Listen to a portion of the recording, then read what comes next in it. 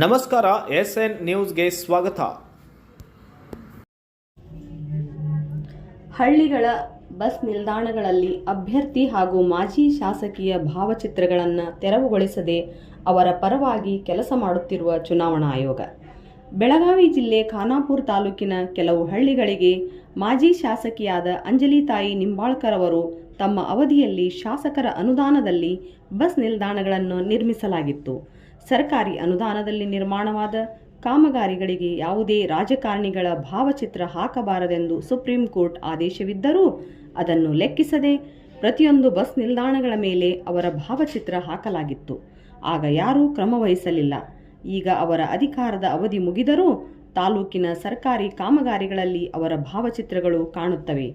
ಅದರಂತೆ ಈಗ ಲೋಕಸಭಾ ಚುನಾವಣೆಯ ನೀತಿ ಸಂಹಿತೆ ಜಾರಿಯಲ್ಲಿದ್ದರೂ ಹಿರೇಹಟ್ಟಿ, ಹೋಳಿ, ಪಾರಿಶ್ವಾಡ್ ಗ್ರಾಮದ ಬಸ್ ನಿಲ್ದಾಣಗಳಲ್ಲಿ ಇವರ ಭಾವಚಿತ್ರಗಳನ್ನು ತೆರವುಗೊಳಿಸದೆ ಪರೋಕ್ಷವಾಗಿ ಚುನಾವಣಾ ಆಯೋಗ ಇವರ ಪ್ರಚಾರಕ್ಕೆ ಸಹಕರಿಸುತ್ತಿದ್ದಾರೆ ಎಂದು ಭೀಮ್ ಆರ್ಮಿ ಭಾರತ್ ಏಕತಾ ಮಿಷನ್ ಸಂಘಟನೆ ತಾಲೂಕಾ ಅಧ್ಯಕ್ಷ ಸಂದೀಪ್ ಛಲವಾದಿ ಆರೋಪಿಸಿದ್ದಾರೆ.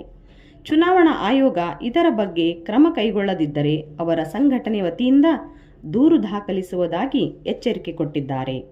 ವರದಿ ಖಾನಾಪುರ್, ನಾಗನಗೌಡ ಪಾಟೀಲ್. ಅನ್ನೋದನ್ನ ಒಂದು ದೊಡ್ಡ ಸಮಸ್ಯೆ ಐತಿ. ಸಂವಿಧಾನಕ್ಕೆ ಒಂದು ಬೆಲೆ ತರತಕ್ಕಂಥ ಒಂದು ಆಡಳಿತ ವ್ಯವಸ್ಥೆ ಅಂದ್ರೆ ನ್ಯಾಯಾಂಗ ವ್ಯವಸ್ಥೆ.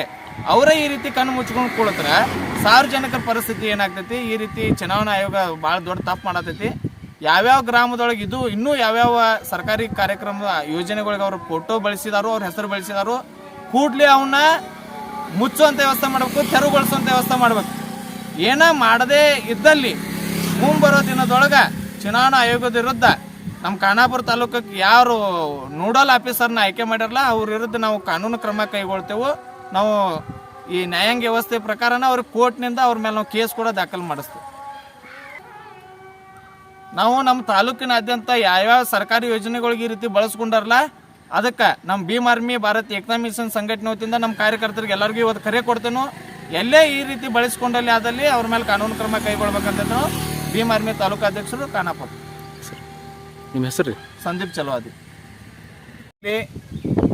ಲೋಕಸಭಾ ಚುನಾವಣೆ ಆರಂಭಗೊಂಡು ಒಂದು 2-3 ತಿಂಗಳಾದರೂ ಕೂಡ ಖಾನಾಪುರ ತಾಲೂಕಿನಲ್ಲಿ ಕಣ್ಣು ಮುಚ್ಚಿಕೊಂಡು ಕುಳಿತಂಥ ಚುನಾವಣಾ ಆಯೋಗವನ್ನು ಪ್ರಶ್ನೆ ಮಾಡುವಂಥ ಸಮಯ ಈಗ ನಮ್ಮ ತಾಲೂಕಿನಲ್ಲಿ ಉದ್ಭವ ಆಗಿದೆ.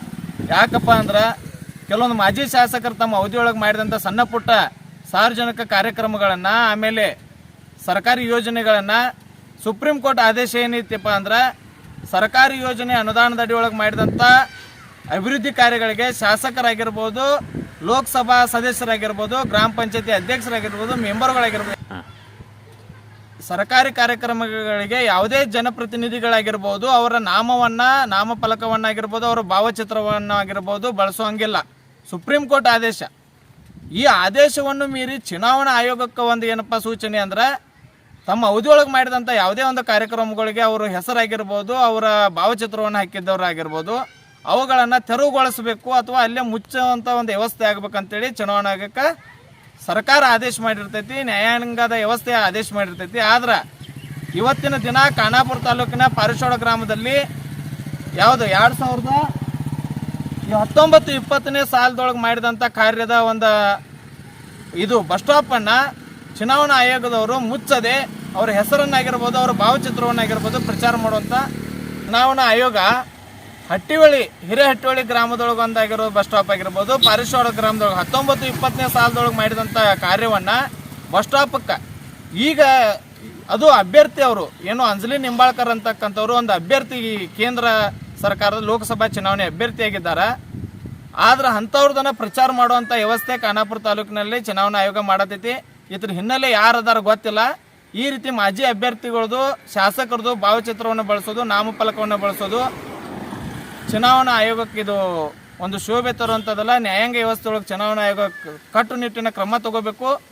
ಈ ಒಂದು ವ್ಯವಸ್ಥೆಯನ್ನು ಇಲ್ಲೇ ನಿಂದಿರಿಸ್ಬೇಕು. ಇದ್ರ ಬಗ್ಗೆ ನಾವು ಹೇಳೋ ಮಟ್ಟಿಗೆ ಇದು ಉದ್ದೇಶಪೂರ್ವಕವಾಗಿನ ಖಾನಾಪುರ ತಾಲೂಕಿನೊಳಗೆ ಅಭ್ಯರ್ಥಿಯವರ ಪ್ರಚಾರವನ್ನು ಮಾಡೋಕ್ಕೆ ಚುನಾವಣಾ ಆಯೋಗನ ಒಂದು ಹುನ್ನಾರ ನಡೆಸೈತೆ ಅಂತ ಹೇಳ್ತಾನೆ.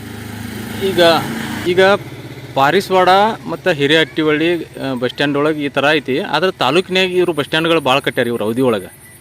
ಅವೆಲ್ಲ ಬಸ್ ಸ್ಟ್ಯಾಂಡ್ಗಳ ಪರಿಸ್ಥಿತಿ ಏನು ಸರ ಇರ್ಬೋದು? ಇದು ಒಂದೇ ಬಸ್ ಸ್ಟಾಪ್ ಅಂತಲ್ರಿ, ನಮಗೆ ಕಂಡು ಬಂದಿರೋ 2 ಬಸ್ ಸ್ಟಾಪ್. ಇದು ಭಾಳ ಕಾನೂನು ಇರೋದೈತಿ. ಯಾಕಂದ್ರೆ ಒಂದು ಅಭ್ಯರ್ಥಿ ಪ್ರಚಾರ ಈ ರೀತಿ ಮಾಡಬಾರ್ದು ಇವರು. ಅದು ಬಿಡ್ರಿ, ಏಪ್ರಿಲ್ 14 ತಾರೀಕು ಬಾಬಾ ಸಾಹೇಬ್ ಅಂಬೇಡ್ಕರ್ ಅವ್ರ ಜಯಂತಿಗೆ ದಲಿತ ಮುಖಂಡರು ಭಾವಚಿತ್ರ ಹಾಕಿ ಒಂದು ಬ್ಯಾನರ್ ಅಳವಡಿಸಕ್ಕೆ ಕೊಟ್ಟಿಲ್ಲ. ಇದೇ ಚುನಾವಣಾ ಆಯೋಗ ವೀಕ್ಷಕರೇ, ಇದೇ ರೀತಿ ಹೆಚ್ಚಿನ ಸುದ್ದಿವಾಹಿನಿಗಳಿಗಾಗಿ ನೋಡ್ತಾ ಇರಿ SN ನ್ಯೂಸ್.